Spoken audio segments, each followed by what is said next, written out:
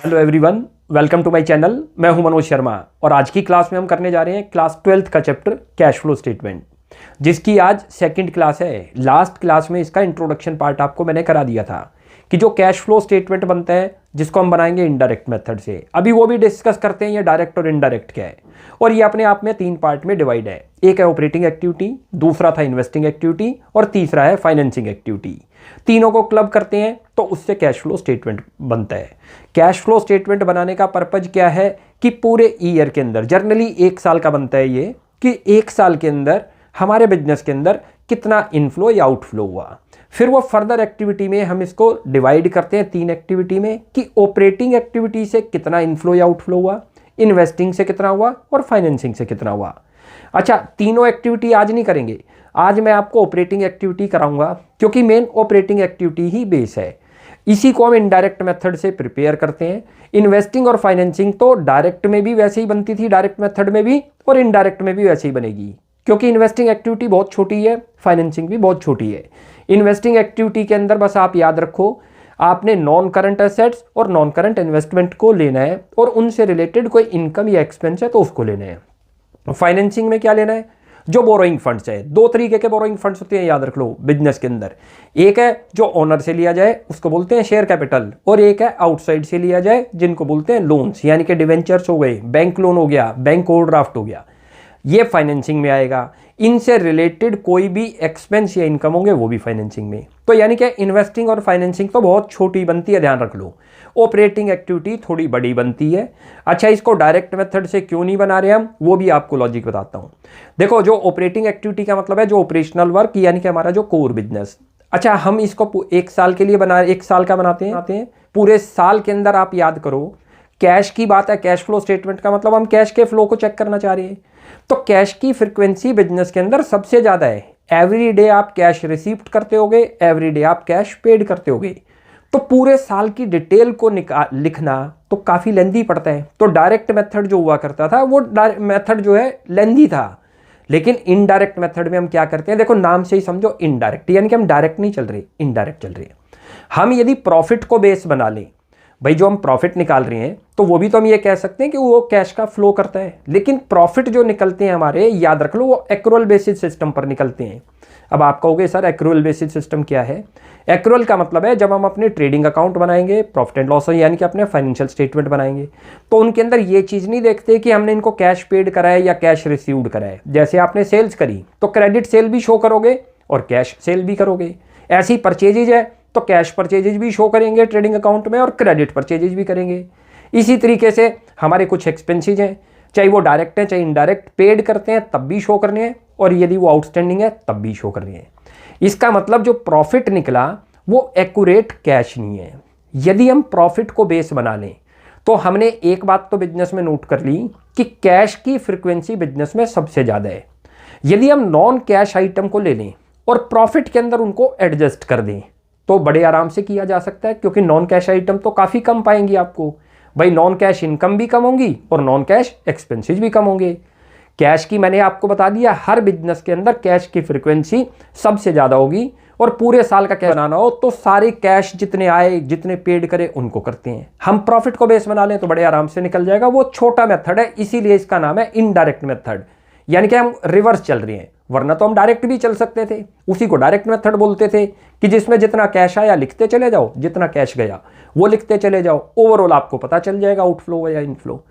तो अब हम इनडायरेक्ट से चल रहे हैं जिसके अंदर कुछ ही आइटम को लेना पड़ेगा, जिससे हमारा कैश फ्लो जो है बड़ी जल्दी बन जाएगा, ऑपरेटिंग एक्टिविटी। तो आज जो सीखने जा रहे हैं वो खाली ऑपरेटिंग एक्टिविटी सीखते हैं, क्योंकि एक एक पार्ट करके आपको सिखाऊंगा, बहुत आराम से आपको समझ आ जाएगा, बहुत शानदार तरीके से चैप्टर को करेंगे, हर कॉन्सेप्ट को क्लियर करते हुए चलेंगे। देखो, ऑपरेटिंग एक्टिविटी अपने आप में 3 पार्ट में डिवाइड है, जैसे हमारा कैश फ्लो भी 3 पार्ट में डिवाइड है, ऑपरेटिंग एक्टिविटी, इन्वेस्टिंग और फाइनेंसिंग। आज हम जो करने जा रहे हैं इट इज ऑपरेटिंग एक्टिविटी, और ऑपरेटिंग एक्टिविटी अपने आप में 3 पार्ट में डिवाइड है। अब जरा देखते जाओ कैसे है। देखो, सबसे पहले आपको लिखना है net profit before tax and extraordinary item. एक तो यही पार्ट आपको करना है, जिसको हमने यहां वर्किंग्स में करके दिखा देना है। वर्किंग में दिखा दो, चाहिए जितना वर्क मैंने यहां करा इसको यहां करके दिखा दो। हमारे पास स्पेस कम था तो मैंने वर्किंग में इसको ले लिया। तो दोनों मेथड होते हैं कि आप वर्किंग में भी कर सकते हो और जो है इन सब आइटम को डायरेक्ट यहां पर भी लिख सकते हो। क्या लिखा हमने? Net profit before tax. अब मैंने आपको बताया हम प्रॉफिट को बेस बना रहे हैं, जबकि प्रॉफिट हमारा एक्चुअल कैश का इनफ्लो शो नहीं कर रहा। उसके अंदर कुछ ऐसी आइटम होंगी जो हमने क्या कर रखी है, और ये भी याद रख लो ये ऑपरेटिंग से रिलेटेड कैश फ्लो बन रहा है, ऑपरेटिंग एक्टिविटी से रिलेटेड। उसमें जो भी नॉन ऑपरेटिंग होंगी वो सारी ऐड या लेस होंगी। क्लियर हो गया? वो कैसे होंगी देखो, ये देखो एक पार्ट में ये डिवाइड है, दूसरा पार्ट आपको करना है ये रहा, ये operating profit before working capital changes, उनके अंदर ये आइटम हमने लेनी है जो जो आपकी नॉन ऑपरेटिंग एक्सपेंसेज है या नॉन कैश एक्सपेंसेज है। तीसरा पार्ट आपका बनता है नेट वर्किंग कैपिटल से रिलेटेड पार्ट लेने हैं। तो अपने आप में 3 पार्ट में डिवाइड हुआ। अब बड़े ध्यान से देखते जाओ, कोई मुश्किल नहीं लगेगा। कहीं आप सोचो ये इतना बड़ा फॉर्मेट है, ये फॉर्मेट है, इतनी सारी आइटम नहीं आएंगी, और बड़े आराम से समझोगे तो बहुत आराम से आपको मैं क्लियर कर दूंगा कॉन्सेप्ट। सबसे पहले क्या लेना आपने? Net profit. ये कैसे निकलता है? आपको 2 बैलेंस शीट दे रखी होंगी, उसमें 2 साल की फिगर दे रखी होंगी, एक करंट ईयर की और एक प्रीवियस ईयर की। भाई जो पिछले साल आपका प्रॉफिट आया होगा, देखो वहां पर कौन से प्रॉफिट है जो लास्ट ईयर के दे रखे हैं और करंट के, उनके बीच का डिफरेंस ही तो प्रॉफिट अर्न करा होगा हमने। तो क्लोजिंग बैलेंस जो होगा माइनस कर दो ओपनिंग बैलेंस, तो ये तो मेरा नेट प्रॉफिट आ गया, या हम इसको बोल सकते हैं current year minus previous year. एक ही मीनिंग हो गया। भाई 2 बैलेंस दे रखे होंगे, एक क्लोजिंग बैलेंस और एक ओपनिंग बैलेंस। जो ओपनिंग बैलेंस है वो बेसिकली लास्ट ईयर का प्रॉफिट है, और जो करंट ईयर का बैलेंस है वो उसके अंदर वो भी ऐड हुआ है, क्योंकि बैलेंस शीट में तो टोटल प्रॉफिट को शो करते हैं, तो अर्निंग कितनी करी है हमने उनके बीच का डिफरेंस को, इसीलिए क्लोजिंग माइनस ओपनिंग कर दिया। क्लियर हो गया? ये तो नेट प्रॉफिट बेस लेके चलना है, चाहे आप इसको यहां पर शुरू कर दो। अभी आपको बताता हूं कि आप ये बाद में भी लिख सकते हो, इन सबको यहां ले लेना। प्लस करते हैं, देखो हम प्रॉफिट के 3 पार्ट करते हैं, याद रखना। जो बैलेंस शीट में प्रॉफिट है वो सब कुछ डिडक्ट होने के बाद आया है। पहले तो प्रॉफिट आएगा हमारे पास, उस प्रॉफिट के हमें 3 पार्ट करने पड़ते हैं। एक पार्ट है गवर्नमेंट को टैक्स पे करना है, नंबर 2 पार्ट है हमने अपने शेयर होल्डर को डिविडेंड देना है, इंटरिम डिविडेंड का हो या प्रपोज डिविडेंड। 2 टाइप के डिविडेंड है, अभी आप ये समझ लो, जो कि शेयर होल्डर को देने हैं। तीसरा पार्ट है हमने कुछ रिजर्व में ट्रांसफर करना है, इनके प्रॉफिट को बचा लेना है। तो 3 पार्ट हुए, लेकिन बैलेंस शीट में जो प्रॉफिट है वो कौन सा प्रॉफिट है? ये सब होने के बाद का। इसका मतलब जो चीजें हमने वहां ट्रांसफर कर रखी हैं वो भी तो अर्न करी थी, उससे भी तो कैश का इनफ्लो हुआ होगा। तो क्या करते हैं, उनको ऐड करो। हमने रिजर्व में ट्रांसफर करा, रिजर्व भी ऐसे ही है, क्लोजिंग माइनस ओपनिंग, यानी कि current year minus previous year. Add करो जो 2 डिविडेंड आपने पे करे। क्लियर है? ये तो मैंने आपको बताया बैलेंस शीट में जो प्रॉफिट आएगा वो सब कुछ पे करने के बाद का आया है। उसके बाद यदि आपने कोई टैक्स दे रखा है तो 3 ही चीज तो थी, एक टैक्स, 2 डिविडेंड हो गए और एक ट्रांसफर। तो ये प्रॉफिट आपके पास आ जाएगा। इस प्रॉफिट को बोलते हैं नेट प्रॉफिट बिफोर टैक्स, यानी कि टैक्स देने से पहले का प्रॉफिट। ये जो प्रॉफिट है टैक्स और डिविडेंड और जीआर रिजर्व देने के बाद का प्रॉफिट था, इसलिए इसको ऐड करा। कॉन्सेप्ट भी समझते जाओ क्यों ऐड करते हैं। भाई इन चीजों को माइनस करने के बाद आया प्रॉफिट, तो हमने इतना अर्न करा था, याद कर लो, तो यानी कि कैश का इनफ्लो भी तो इतना ही हुआ होगा, इसलिए ऐड किया। क्लियर हो गया ये पॉइंट? अब हमारे पास कभी कभी एक्स्ट्राऑर्डिनरी आइटम भी है। एक्स्ट्राऑर्डिनरी आइटम्स कौन सी होती हैं वो बताता हूं, जो किसी मिस हैपनिंग की वजह से हो जाए। जैसे कि देखो आपको लॉस हो जाए, loss of inventory due to fire, या अर्थक्वेक की वजह से आपको लॉस हो जाए, तो अल्टीमेट आपने तो अपने P&L में शो कर दिया होगा, उससे प्रॉफिट क्या हुआ होगा आपका? डिक्रीज हुआ होगा, याद कर लो। क्लियर है? हमने ये जो कैश फ्लो बनाना है, ऑपरेटिंग एक्टिविटी का मतलब क्या है? जो ऑपरेशनल वर्क से आपकी कैश जनरेट हुई है वो निकालना है। लेकिन ये तो ऑपरेशनल से थी नहीं, लेकिन आपने तो प्रॉफिट एंड लॉस की डेबिट साइड कर रखा है, तो प्रॉफिट को क्या कर रखा था? एक्सपेंस मान रखा था, इसको प्रॉफिट कमाया है, ऐड कर दो। क्योंकि आपकी कौन सी इनकम बनती है? ये कोई ऑपरेटिंग आपका एक्सपेंस नहीं था। ऐसे ही अब इन्हीं दोनों के ऊपर यदि हमने मान के चलो इंश्योर्ड करा रखा है और इंश्योरेंस कंपनी से क्लेम मिल गया, तो आपकी प्रॉफिट एंड लॉस की क्रेडिट साइड शो हुआ, जिससे प्रॉफिट इंक्रीज हो गई। क्लियर है? उससे कैश का भी इनफ्लो इंक्रीज हुआ होगा, इसको माइनस करो क्योंकि ये ऑपरेटिंग एक्टिविटी का पार्ट नहीं बना। तो ये जो सारी चीजें ऐड करने के बाद, यानी कि यहाँ क्या क्या लिया? नेट प्रॉफिट पहले लिया, अच्छी तरह से नोट कर लो। सबसे पहला बेस रहेगा नेट प्रॉफिट, फिर उसमें 3 चीज को आपने ऐड करना है। प्रोविजन फॉर टैक्स को करना है, 2 डिविडेंड हो सकते हैं, प्रपोज डिविडेंड, इंटरिम डिविडेंड, और उसके बाद जनरल रिजर्व। कोई मुश्किल तो नहीं है ये करने के बाद क्या आ जाएगा आपका? Net profit before tax. Late करो टैक्स रिफंड दे रखा हो क्वेश्चन में, तो उसको माइनस कर देना। भाई जितना पेड करा होगा आपने provision for tax, current year लिखा होगा याद रख लो, या पेड लिखा होगा, रिफंड आ रहा है टैक्स से, कई बार हम ज़्यादा पे कर जाएं गवर्नमेंट को तो वहाँ से रिफंड आ जाएगा, तो माइनस कर देना। और ये दो चीज़ आपको एक्स्ट्राऑर्डिनरी। अब ये सारा वर्क उठाकर आप यहाँ पुट कर दोगे। क्लियर हो गया? तो ये तो क्या स्टेप बना हमारा, पहला कवर हो गया। Net profit before tax and extraordinary item, यानी कि हम ये वो वाला प्रॉफिट निकाल रहे हैं, यानी कि ये वो वाला कैश निकाल रहे हैं, ऐसे समझ लो, जो कि आपका कौन सा कैश है, जो ऑपरेटिंग एक्टिविटी से बिलोंग करता है। क्लियर है? हमने इसमें चीज़ें ऐड तो कर दी है सारी। क्लियर हो गया? क्योंकि इतना अर्न करा था, यानी कि हमने इतना कैश जनरेट करा होगा। अब कैश में ऐड करते हैं नॉन कैश एक्सपेंसेज और नॉन ऑपरेटिंग एक्सपेंसेज। ये कौन से हैं? देखो, कुछ तो हमारे ऐसे एक्सपेंसेज हैं जो हमारे प्रॉफिट को क्या कर रहे हैं, डिक्रीज कर रहे हैं, जबकि वो ऑपरेटिंग नहीं है। और कुछ नॉन कैश है, जैसे कि डेप्रीशिएशन, देखो नॉन कैश एक्सपेंस है, लेकिन हमारे प्रॉफिट को क्या कर दिया, डिक्रीज। प्रॉफिट डिक्रीज का मतलब है कैश को आपने क्या कर दिया, कम कर दिया, ऐड कर दो, ये रहा। इसी तरीके से आपको जो है कोई नॉन ऑपरेटिंग एक्सपेंस हो, यानी कि जिनका बिजनेस से कोई लिंक नहीं है, ऑपरेशनल लिंक, ऑपरेशन से लिंक नहीं है, हम जो बना रहे हैं, याद रख लो, ऑपरेटिंग एक्टिविटी से कितना कैश जनरेट हुआ वो बनाना है। कोई भी नॉन ऑपरेटिंग इसमें आ जाएगी। नॉन ऑपरेटिंग वही होती है जो बिजनेस के कोर बिजनेस से डायरेक्ट बिलोंग ना करे। अब यहाँ देखो, ऐसे ही हमने कोई अमोर्टाइजेशन कर रखा होगा, गुडविल है, पेटेंट है, ट्रेडमार्क, कॉपीराइट, अमोर्टाइज। यदि ये डिक्रीज हो रहे हैं तो हमने इनका क्या कर रखा है, अमोर्टाइजेशन कर रखा है। ऐसे ही आपने अपनी बुक्स में लिखा हुआ है प्रॉफिट एंड लॉस में, loss on sale of fix assets. ये तो नॉन ऑपरेटिंग एक्सपेंस है, प्रॉफिट को क्या कर रहा है, डिक्रीज कर रहा है। डिक्रीज करता है तो हमें ये लगता है कि कैश का आउटफ्लो हुआ, लेकिन इससे कोई कैश का आउटफ्लो थोड़ी हुआ था। प्लस कर दो, इसीलिए प्लस कर रहे हैं। कॉन्सेप्ट पे चलो तब समझ आएगा। ऐसे ही इंटरेस्ट पेड ऑन बोरोइंग्स, किसी भी टाइप की आपने बोरोइंग कर रखी है, पब्लिक डिपॉजिट हो, बैंक लोन हो या डिवेंचर्स हो, तो वो ऐड होंगे, वो आपने लिखे हुए हैं वहां पर कि हमने पेड करे, जबकि आपके कौन से बनते थे expense, non operating expense. Premium on redemption of debenture, यानी कि बोरोइंग से रिलेटेड कोई भी एक्सपेंस आएगा वो आपका नॉन ऑपरेटिंग एक्सपेंस बनता है, ऐड हो जाएगा। इसी तरीके से increase in provision for doubtful debt, कभी आपके provision for doubtful debt increase हो तो प्लस कर दो। क्लियर हो गया? क्योंकि क्या है, ये नॉन कैश ही तो बनता है आपका, देख रहे हो तो। लेकिन आपके प्रॉफिट एंड लॉस में जैसे ही लिखोगे तो आपके प्रॉफिट को डिक्रीज करता है, और हमें लगता है कैश का आउटफ्लो हुआ, लेकिन इससे कैश का आउटफ्लो थोड़ी हुआ था, हमने तो P&L में ले रखा था डेबिट साइड में, तो ऐड कर दिया हमने। क्लियर हुआ? ये लेस क्या करते हैं, नॉन ऑपरेटिंग इनकम हो सकती है कुछ जो कि बिजनेस से लिंक नहीं करती, जो हमारे प्रॉफिट को इंक्रीज करती हैं, और हमें लगता है कैश का अब इनफ्लो हो गया, लेकिन कैश का इनफ्लो हुआ तो है इससे, लेकिन ये तो आनी नहीं क्योंकि ये तो नॉन ऑपरेटिंग इनकम है, माइनस कर दो। भाई जो आपकी ऐसी आपके प्रॉफिट को या आपके कैश को इंक्रीज कर रही है और लिंक नहीं बनता ऑपरेटिंग एक्टिविटी से, माइनस करो। क्या क्या है, इंटरेस्ट रिसीव्ड हो सकता है, रेंटल इनकम हो सकती है, डिविडेंड रिसीव्ड हो सकता है। भाई इंटरेस्ट कहाँ से आएगा, जब हम एफडी कराएंगे, एफडी कराएंगे तो बैंक हमें इंटरेस्ट पे करेगा, वो हमारी ऑपरेटिंग एक्टिविटी का पार्ट तो नहीं बनता, लेकिन हमारे प्रॉफिट को इंक्रीज कर रहा था तो माइनस कर दिया।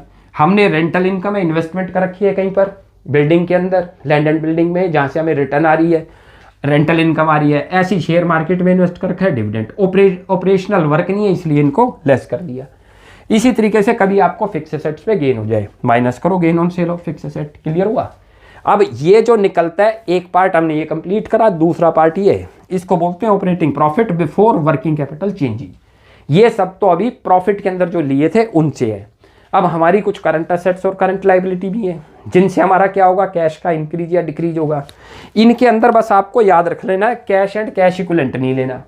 ऐड करो increase in current liability, current liability and decrease in current assets. ये का मतलब करंट एसेट्स। क्यों ऐड करा वो भी बता देता हूँ।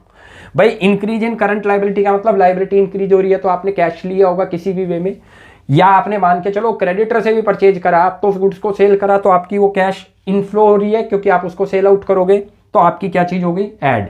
ऐसी डिक्रीज इन करंट एसेट्स, आपके एसेट्स डिक्रीज का मतलब आपने उसको सेल आउट कर दिया तो कैश आ गया होगा, ऐड कर दो। ऐसी decrease in current liability decrease होने का मतलब क्या है, लाइबिलिटी को पे ऑफ करना, पे ऑफ करने से कैश का क्या होगा, आउटफ्लो, माइनस कर दो। ऐसी increase in current assets increase का मतलब क्या है, एसेट्स को परचेज करना, और परचेज करेंगे तो कैश का आउटफ्लो है, माइनस कर दो। क्लियर हो गया? ये चीज याद रखोगे इन दोनों के अंदर, एक्सेप्ट आपको मैं यहां लिख देता हूं, except cash and cash equivalent. आपको कैश एंड कैश इक्विवेलेंट को नहीं लेना, इसके अंदर ध्यान रख लो, एक्सेप्ट लिख लो, कैश एंड कैश इक्विवेलेंट, ये अच्छी तरह से नोट कर लो आप।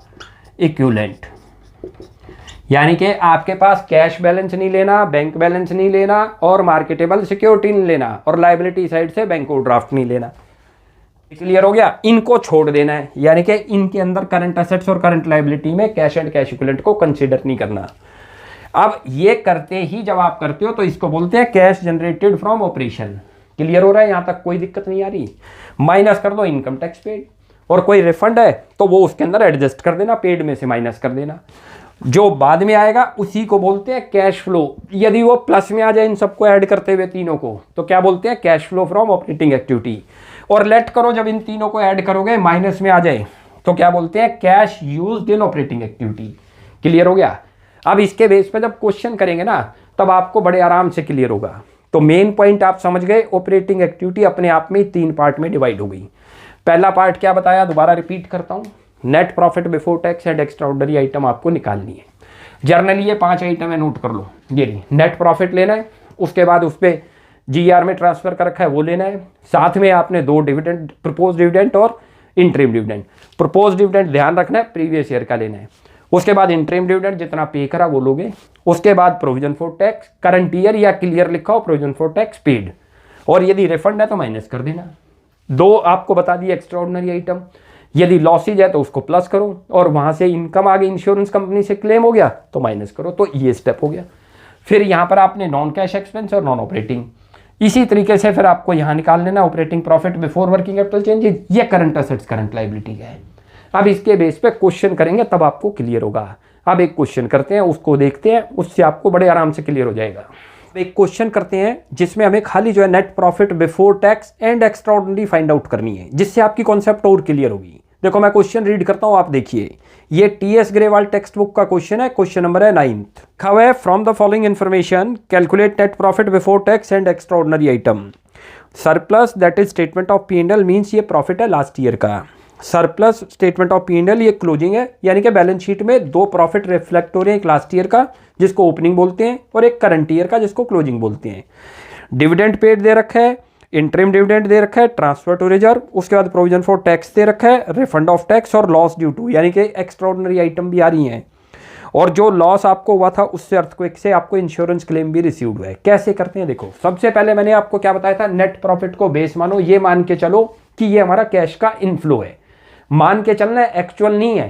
पहले आप क्या लिखोगे, नेट प्रॉफिट। मैंने आपको बताया था ये कौन सा नेट प्रॉफिट है, आफ्टर सब कुछ जो बैलेंस शीट में दिया होगा वो सब कुछ डिडक्ट होने के बाद का प्रॉफिट आता है, याद रख लो। उसमें डिविडेंड भी पेड कर रखा है आपने, टैक्स भी पेड कर रखा है, जर्नल रिजर्व भी ट्रांसफर करने के बाद जो बचा हुआ प्रॉफिट है वो ये प्रॉफिट है। कैसे निकलता है, क्लोजिंग माइनस ओपनिंग, याद रख लो, माइनस ओपनिंग। इसको समझने के लिए कि हमने ये ऐसा क्यों किया वो भी बता देता हूं। लेट करो आपके पास 100 रुपये ऐसे एज्यूम कर लेना, और वो एक दिन के बाद इंक्रीज होकर आपके पास जो है 150 हो गए, तो ओपनिंग माइनस क्लोजिंग। अब ये देखो कैसे लिखते हैं, लास्ट ईयर का प्रॉफिट आपको दे रखा है 1 लाख रुपये, ये रहा, ये लास्ट ईयर की बैलेंस शीट में है जो एक्यूमुलेटेड प्रॉफिट है जिसको बोलते हैं। वो क्लोजिंग होकर कितना बन गया, 3,36,000, देखो ये रहा 336। क्लियर है। अब ये प्रॉफिट को हम ये मानकर चलते हैं कि ये हमारा कैश का इनफ्लो है, एज्यूम करने, याद रख लेना। इनडायरेक्ट मेथड में यही होता है कि हम एज्यूम करते हैं कि जो प्रॉफिट है उसको बेस मानो, क्योंकि डायरेक्ट मेथड में तो क्या था, जितना कैश आया पूरे साल भर में उस सबको ऐड करो, जितना कैश गया उसको ऐड करो, तो वो लेंदी था। इनडायरेक्ट के अंदर शॉर्टकट रास्ता है, क्योंकि हमारी जो नॉन कैश आइटम या नॉन ऑपरेटिंग आइटम है वो कम मिलती हैं आपको, लेकिन कैश की फ्रीक्वेंसी वाली आइटम सबसे ज्यादा होंगी। इसीलिए इनडायरेक्ट मेथड को आज सारी कंपनी फॉलो करती हैं, छोटा पड़ता है बनाने में। आंसर दोनों से सेम आएगा। आप डायरेक्ट से करोगे वो लेंदी पड़ेगा, उसके अंदर तो पूरे साल भर जितना कैश का कलेक्शन आया वो चेक करते रहो, और कैश की फ्रीक्वेंसी मैंने आपको क्या बताई, सबसे ज्यादा होगी हर बिजनेस में, एवरीडे होगी, और कैश की पेमेंट की भी ऐसे ही होगी। नेट प्रॉफिट को हमने ये एज्यूम करा कि ये हमारा कैश का इनफ्लो है, क्लियर है, जबकि एक्चुअल नहीं है। अब इसके अंदर आपने जो जो चीजें और जो ये आया हुआ है ये सब कुछ पे करने के बाद आया हुआ है। हमने डिविडेंड पेड कर रखे हैं 2, जर्नल रिजर्व में ट्रांसफर कर रखा है, देखते जाओ। डिविडेंड पेड लिखा हुआ है 72, तो इसका मतलब हमारे कैश को क्या कर रखा है, डिक्रीज। इसका मतलब कैश का इनफ्लो तो ज्यादा हुआ था, डिविडेंड तो शेयर होल्डर को दिया तो प्रॉफिट तो ज्यादा आया था बिजनेस के अंदर, हमने तो डिविडेंड बांट रखा है, ऐड कर दो। भाई हर कॉन्सेप्ट समझो कि ऐड क्यों कर रहे हैं, तो डिविडेंड पेड कर रखा है 172,000, साथ में हमने इंटरिम डिविडेंड भी पे कर रखा है, तो उससे प्रॉफिट घट गया होगा, यानी कि कैश घटा होगा, ऐड कर दो। कितना इंटरिम डिविडेंड है, 90, ये याद रखो, हर चीज सोच के करो।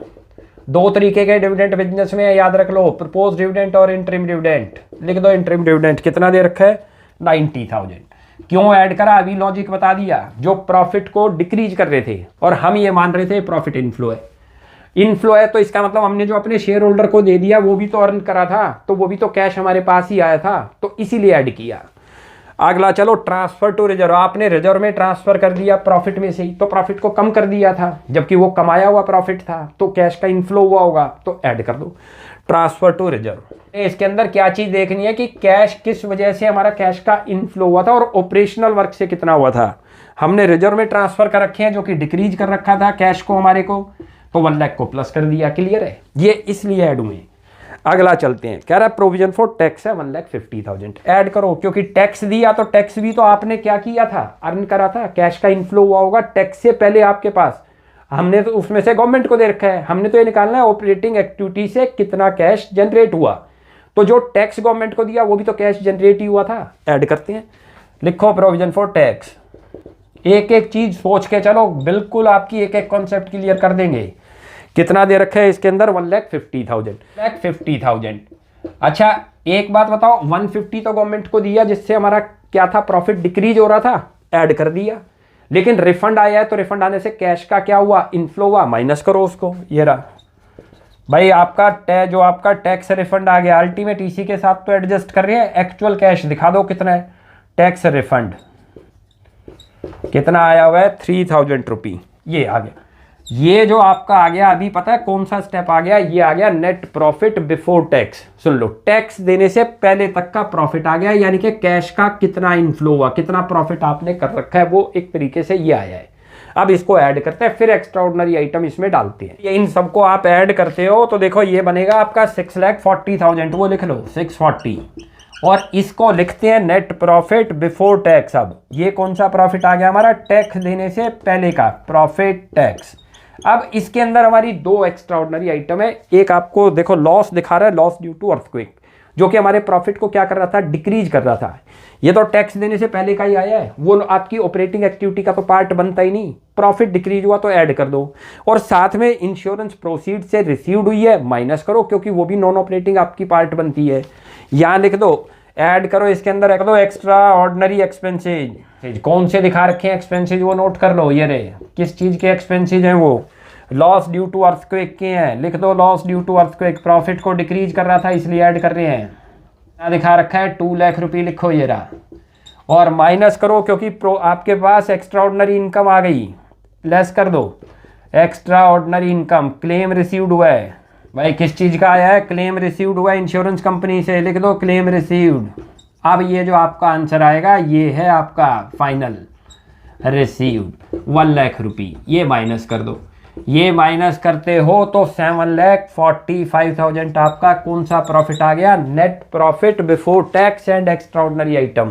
Profit before tax and extraordinary item, ये वो प्रॉफिट आ गया आपका। क्लियर हो गया। तो ये था ये क्वेश्चन भाई। ये देखो इस स्टेप पर पहुंच गए, यानी कि हमने सोचा जाए तो इतना कैश का इनफ्लो किया हुआ है। क्लियर हो गया यानी, जबकि बैलेंस शीट में तो प्रॉफिट ये दे रहा था तो इतना इनफ्लो नहीं था। तो ये हमारी कौन सी आ गई, net profit before tax and extraordinary item आ गई। अब नेक्स्ट क्लास में आगे कंटिन्यू करते हैं, आप यहाँ तक प्रैक्टिस कीजिए। कोई भी डाउट लगता है you last in comment section. जो मैंने आपको फॉर्मेट बनाया आप उसको अपने रजिस्टर में नोट करो, उसी के बेस पे आपके सारे क्वेश्चन हो जाएंगे ऑपरेटिंग एक्टिविटी के। तो नेक्स्ट क्लास में मिलते हैं, तब तक के लिए बाय बाय।